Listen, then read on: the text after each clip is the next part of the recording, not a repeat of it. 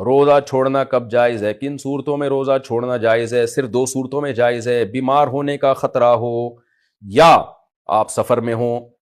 Pregnancy میں عورت روزہ نہیں چھوڑ سکتی الا یہ کہ بیماری کا خطرہ ہو۔ دودھ پلانے والی عورت روزہ نہیں چھوڑ سکتی الا یہ کہ اپنے یا بچے کے بیمار ہونے کا غالب گمان ہو۔ صرف وسوسہ کافی نہیں ہے، غالب گمان ہو۔ تو پھر جو جیسے دودھ ہی پیدا نہیں ہو رہا ہے ایک عورت کا روزہ رکھے اور بچہ کو نقصان ہو رہا ہے پھر تو وہ مجبوراً روزہ چھوڑ سکتی ہے، لیکن نارملی ایسا ہوتا نہیں ہے۔ دودھ پلانے والی خواتین سے میں کہتا ہوں بھائی افطاری سے لے کے صبح سحری تک نان اسٹاپ آپ کھائیں تو سارا دن آپ فیڈ کرائیں۔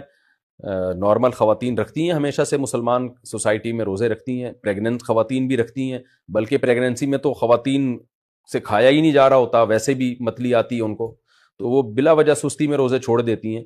بہرحال اگر بیمار ہونے کا خطرہ ہے یا واقعی دودھ اتنا کم ہو رہا ہے کہ بچہ بیمار ہو جائے گا یا اس کا پیٹ نہیں بھرے گا اور وہ بیماری کی طرف جائے گا تو پھر روزہ چھوڑا جا سکتا ہے، تو بیماری میں اور سفر میں۔ باقی کوئی عذر ایسا نہیں ہے جس میں روزہ چھوڑنے کی شریعت نے اجازت دی ہو۔